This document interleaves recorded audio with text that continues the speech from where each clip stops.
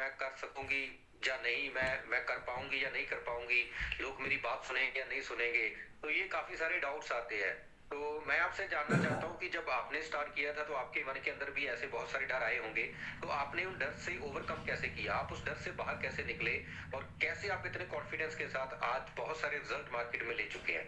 तो इसके बारे में जरूर बताइए, क्योंकि हमारी बहुत सारी बहनें इस मीटिंग के अंदर है। मेरी भी कल बात हो रही थी, तो वो बता रहे थे कि शुरुआत में ना हमें कॉन्फिडेंस नहीं आ रहा खुद के ऊपर कि हम कर पाएंगे, लोग हमारी बात सुनेंगे या नहीं सुनेंगे। तो ये प्लीज जरूर आप बताइए कि आप इस चीज से बाहर कैसे निकले, सर। कॉन्फिडेंस कैसे मुझे भी ऐसे होता था शुरुआत में, हाँ, कि ये ना मैं कर सकती हूँ या नहीं कर सकती, मुझे मतलब लोग ये तो नहीं कहेंगे कि अपने स्वार्थ के लिए कर रही है, या फिर ऐसे कोई रिजल्ट नहीं आएगा, ऐसा मतलब थोड़ा होता था। मैं शिवानी से बात करती थी, उसके बाद मैं जूम सेशन अटेंड करती थी। जूम सेशन के अलावा मैंने परिवेश नागर सर के जो यूट्यूब पे वीडियो है, ट्रेनर्स हैं इनके, तो इनकी वीडियोस देखती थी। दूसरी बात, टेस्टिमोनियल वीडियो भी बहुत है यूट्यूब पे, बहुत बड़े हैं, तो वो सारे देख के मैं वापस एनर्जेटिक हो जाती कि इतने सारे वीडियो कैसे हो सकते हैं, जैसे अगर रिजल्ट नहीं हो या फिर ऐसे हो। तो मुझे मतलब फिर वापस मुझे एनर्जी मिलती थी कि नहीं, मतलब आपको काम करना है, इसमें बहुत बड़ा प्लेटफॉर्म है ये, और वो लोगों का भला करना है। मतलब ये है कि लोग है ना बहुत परेशान है इस चीज में, बीमारियों में भी है। हाँ जी, तो मतलब वहां से आपके अंदर एक कॉन्फिडेंस गेन हुआ। तो दीदी का कहना है कि हमारे अंदर एक कॉन्फिडेंस तब गेन होगा जब हमें पता चलेगा कि हम इस बिजनेस को कर रहे हैं, इस प्रोडक्ट को प्रमोट कर रहे हैं, तो उसमें लोगों को बहुत सारे हेल्थ बेनिफिट्स मिल रहे हैं, लोगों का अच्छा हो रहा है, लोगों का भला हो रहा है, और उसके अलावा हमें भी हमारा फ्यूचर सिक्योर है, हम काफी अच्छा यहाँ पे बिजनेस कर सकते हैं, अपनी एक आइडेंटिटी बना सकते हैं, हम अपनी एक पहचान बना सकते हैं, इंडिपेंडेंट हो सकते हैं। तो इसीलिए वो जो कॉन्फिडेंस है वो उनके अंदर आया, वो लगातार ट्रेनिंग मीटिंग में आए, और वहां से एक कॉन्फिडेंस गेन हुआ। तो यहाँ से एक चीज हमें सीखने को मिलती है कि लगातार रेगुलर ट्रेनिंग मीटिंग में आना बहुत इंपॉर्टेंट है। मैं अपना भी बताना चाहूंगा कि अगर इस यहाँ तक पहुंचने का जो मेरा सबसे बड़ा रीजन बना है, सबसे बड़ा जो कारण बना है, जो अगर आप सीक्रेट पूछेंगे तो वो सीक्रेट है इस इंडस्ट्री की ट्रेनिंग्स मीटिंग्स। जैसे रेंटस वेलनेस में हम आ चुके हैं, तो रेंटस वेलनेस का सबसे पहले जो मॉर्निंग जूम, जिसमें अभी 700 पार्टिसिपेंट हमारे आ चुके हैं, ये मोस्ट इंपॉर्टेंट है। तो अपने टीम के अंदर एक एक साथी को आप इस जूम मीटिंग का पार्ट बनाइए। तो अभी मेरा अगला सवाल है, वो सवाल है सकीरा मैम से। तो दीदी आप एक चीज बताइए कि आपसे जब हमारी बात हुई, आपने बताया कि आपके जो हस्बैंड है वो आर्मी में है, तो बहुत सारी रिस्पॉन्सिबिलिटीज आपके ऊपर है, फैमिली की, घर गृहस्थी की, बच्चों की, परिवार की जिम्मेदारियां। तो ये सारी जिम्मेवारियां होते हुए भी आप मैनेज कैसे करते हो? क्योंकि हमारी बहुत सारी बहनों का ये सवाल होता है कि मुझे घर का खाना भी बनाना है, मुझे घर के काम भी करने हैं, बच्चों को भी देखना है, तो मैं टाइम नहीं दे पाऊंगी, मैं टाइम नहीं निकाल पाऊंगी। तो आप कैसे मैनेज करते हो टाइम को? तो थोड़ा इसके बारे में थोड़ा बताइए, ये रिस्पॉन्सिबिलिटी को मैनेज कैसे करते हो बिजनेस के साथ, बिजनेस को रिस्पॉन्सिबिलिटी के साथ कैसे मैनेज करते हो? जी जी दीदी प्लीज। सर मैं मॉर्निंग में जल्दी आपकी आवाज कट रही है, मॉर्निंग में जल्दी उठती हूँ सर। जैसे सर मेरी आवाज आ रही है सर? जी जी अभी आ रही है जी।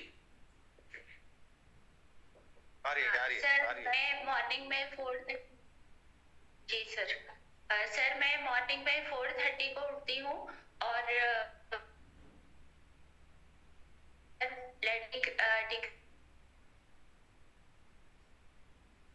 आप थोड़ा सा चेक करिए, आपका नेटवर्क चैलेंज है। तो बेटी है वो क्लास 4 में। तो जी सर मेरी आवाज क्लियर है? बीच बीच में थोड़ा आवाज कट रहा है, अभी ठीक है। अभी आप एक जगह पे ना देखिए जहाँ पे नेटवर्क प्रॉपर आ रहा है, यहाँ से अभी बोलिए, अभी आवाज सही आ रही है आपकी। जी सर। सर तो मुझे जल्दी उठना पड़ता है, क्योंकि मेरे जो बच्चे हैं वो 7:15 तक स्कूल चले जाते हैं, स्कूल और कॉलेज। तो उसके अकॉर्डिंग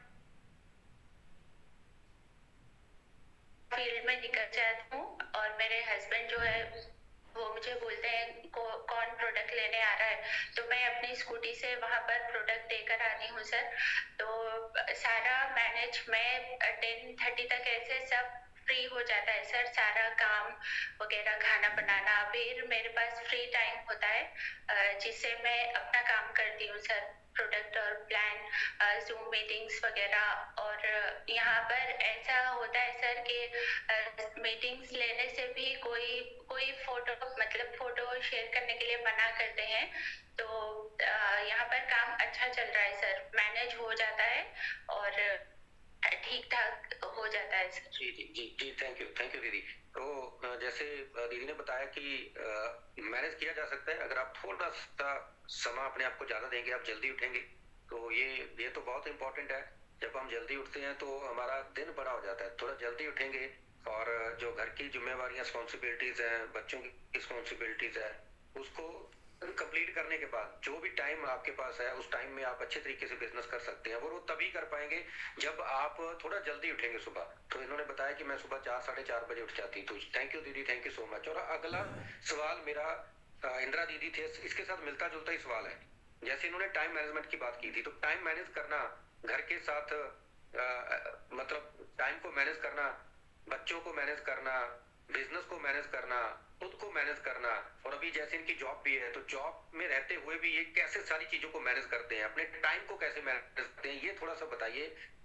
ये एक बहुत बड़ा हमारी बहनों को भी एक चैलेंज रहता है और हमारे भाइयों को भी एक चैलेंज रहता है कि कहते हैं कि सर मेरे पास टाइम नहीं है, मैं तो जॉब करता हूँ, मैं अपने टाइम को मैनेज नहीं कर पाता। तो आप घर को संभालते हुए, जॉब को हैंडल करते हुए भी आप बिजनेस में हैं, तो ये सारा टाइम आप मैनेज करते हैं, तो इसके बारे में थोड़ा सा आप बताइए। सर मैं ये बताना चाहती हूँ, इस पुरुष प्रधान समाज में जैसे मान लो लोग जो आदमी है वो महिलाओं का साथ नहीं देते, लेकिन मेरे हस्बैंड है ना स्पेशली मेरा बहुत साथ देते हैं। हम दोनों मिलके काम करते हैं। सुबह का बच्चों को तैयार करना, टिफिन बनाना, सारा काम हम 9 बजे ओपीडी में पहुंच जाते हैं। तो वो उनकी थोड़ी दूर है ड्यूटी, तो वो चले जाते हैं। तो बच्चों को मैनेज करना, क्योंकि हम दोनों साथ में, दोनों ही सर्विस में, तो हम दोनों जने ही करते हैं। उसके बाद ड्यूटी करने के बाद जैसे इमरजेंसी है, उनको किसी स्टाफ को छोड़ के या फिर इमरजेंसी हैंडल करने के बाद हमें जैसे टाइम मिलता है 2-3 घंटे का, तो हम फील्ड में निकलते हैं। अब हम 2-3 महीने से फील्ड में निकलने लगे हैं, क्योंकि हमने छोटी मोटी टीम अभी थोड़ी खड़ी की है, उन्होंने हमारा साथ देना। दीदी एक चीज और बताइए। जी जी बिल्कुल, और बताइए। ये सवाल सिर्फ मेरा नहीं है, ये सबका सवाल है, जितनी भी हमारी बहनें, हमारे भाई इस मीटिंग के अंदर है। तो आप थोड़ा सा स्पेशली जो हमारी बहनें हैं उनको बताइए कि वो टाइम को कैसे मैनेज कर सकती हैं, जो हाउस वाइफ्स हैं या जो वर्किंग है साथ में, तो उनको थोड़ा सा बताइए कि वो टाइम को कैसे मैनेज कर सकते हैं। क्योंकि ये आपका ये सेशन बहुत उनके लिए इम्पोर्टेंस रहेगा जो आप अभी बताने वाले हैं। तो थोड़ा सा इसके बारे में बताइए। देखो देखो, सबसे बिजी लाइन होती है पुलिस लाइन या मेडिकल लाइन वगैरह, तो उनका तो जैसे 24 घंटे ही चलता है। इसके अलावा जैसे मान लो वर्किंग वुमन होती है, वो 6 से 8 घंटे ड्यूटी करती हैं, उसके बाद उनके पास टाइम रह जाता है। हमारे पास इतना भी नहीं होता, फिर भी हम टाइम निकाल रहे हैं, क्योंकि हम दिल से कर रहे हैं इसको। और दिल से करने का कारण है कि हमें रिजल्ट आ रहे हैं, हम खुद इस चीज को खा रहे हैं, उसके बाद लोगों में ये मतलब खुशियां देख रहे हैं कि हम देने के बाद में उनको रिजल्ट आते हैं, तो हम उनके लिए ना अपने आप एनर्जी आ जाती है, और हमें निकलना पड़ता है। फिर 1-2 घंटे के लिए हम निकल जाते हैं कि नहीं हमको निकलना, हमको करना है ये।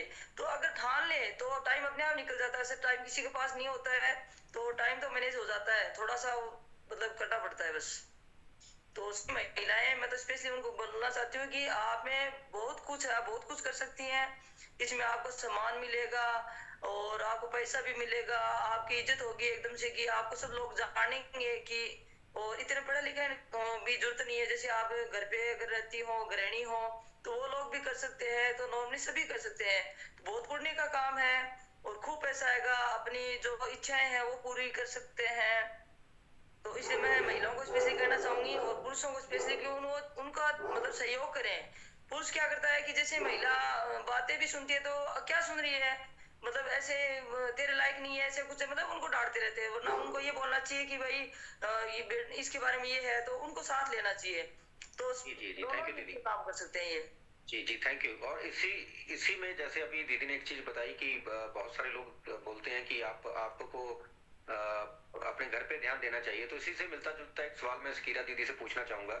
एक इमोशनल ब्लैकमेल होता है हमारे समाज में, स्पेशली फीमेल को लेके, कि जैसे अभी स्कीरा दीदी के हस्बैंड ऑलरेडी आर्मी में है, तो जॉब पे हैं, तो ये अभी फैमिली के साथ साथ बिजनेस को मैनेज कर रहे हैं। तो इनको कई बार ये मतलब आया होगा आसपास वाले लोगों से कि आप किन चक्करों में पड़े हो, आप अपने बच्चों पे ध्यान दो, आप फैमिली पे ध्यान दो, ये काम आप नहीं कर पाओगे, ये फीमेल के करने वाला काम नहीं है। तो इसके बारे में थोड़ा सा एक गिल्ट रहता है, एक एक मतलब एक पेन रहता है स्पेशली फीमेल्स को, क्योंकि आसपास बहुत सारे लोग ऐसा बोलते हैं।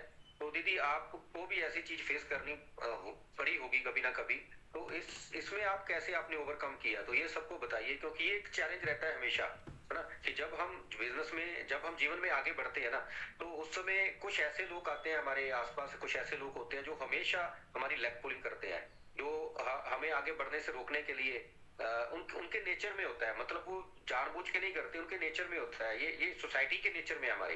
तो इसके बारे में जरूर थोड़ा सा बताइए कि ये जो इमोशनल ब्लैकमेल है, इससे कैसे आप बाहर निकले और कैसे आप इन सारी चीजों को हैंडल करते हुए